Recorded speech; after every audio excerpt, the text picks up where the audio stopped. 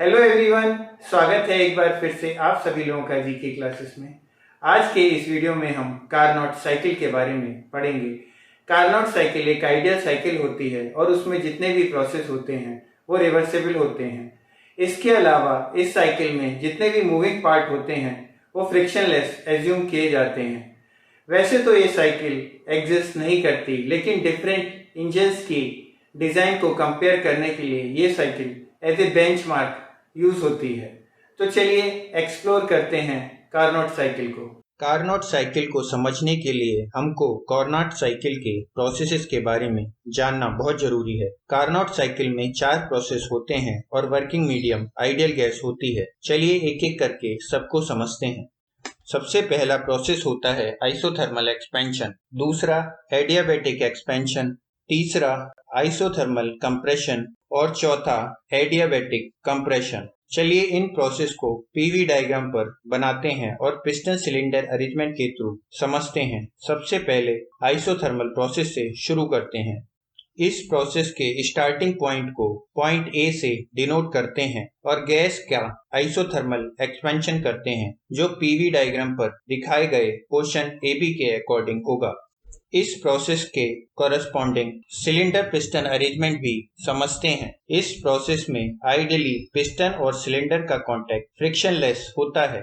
इस isothermal expansion में cylinder की walls good conductor of heat होती हैं और प्रोसेस में हीट का फ्लो अक्रॉस द बाउंड्री होता है। चलिए इस प्रोसेस ए बी को पीवी डायग्राम और सिलेंडर पिस्टन अरेंजमेंट से समझते हैं।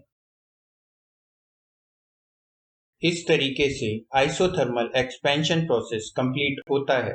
अब साइकिल का दूसरा प्रोसेस एडियाबैटिक एक्सपेंशन पर फोकस करते हैं। इसमें सिलेंडर की वॉल्स को आइसोलेटेड कर देते हैं, जिससे हीट का flow across the system boundary 0 होता है। ये प्रोसेस बी से शुरू होकर सी पर खत्म होता है। पॉइंट सी पर एडियाबैटिक एक्सपेंशन कंप्लीट होता है। अब एडियाबैटिक एक्सपेंशन के बाद आइसोथर्मल कंप्रेशन प्रोसेस होता है। इस प्रोसेस में सिलेंडर की वॉल से इंसुलेशन हटा देते हैं। आइसोथर्मल कंप्रेशन में वॉल्यूम कम होता जाता है और पिस्टन का प्रेशर बढ़ता जाता है। इस प्रोसेस में पिस्टन की वॉल वापस से गुड कंडक्टर ऑफ हीट होती हैं और हीट का फ्लो आउटसाइड द पिस्टन होता है। ये प्रोसेस स्टेज सी से शुरू होकर स्टेज डी पर फिनिश होता है।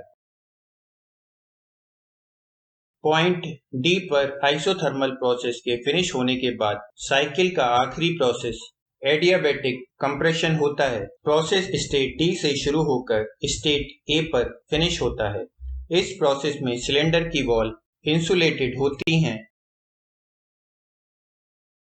इस तरह हम देखते हैं कि कारनॉट साइकिल में 4 प्रोसेस होते हैं। चलिए इस साइकिल की एफिशिएंसी डिस्कस करते हैं। हम देख सकते हैं कि प्रोसेस ए टू बी में सिस्टम को हीट सप्लाई की गई और प्रोसेस सी टू डी में सिस्टम से हीट एक्सट्रैक्ट हुई। अब suppose heat addition temperature TH है और हीट रिजेक्शन टेम्परेचर TL है, तो Q इन का वैल्यू आइसोथर्मल प्रोसेस के लिए Q in is equal to RTH log of E V2 by V1 और Q out का वैल्यू प्रोसेस C2D में Q out is equal to RTL log of E V3 by V4 होगा। अब heat engine की efficiency के फॉर्मूले से हम जानते हैं कि efficiency eta is equal to 1 minus Q out by Q in। Equation 1 से Q in और इक्वेशन 2 से Q out का वैल्यू एफिशिएंसी के फॉर्मूले में रखकर सॉल्व करने पर efficiency will be equal to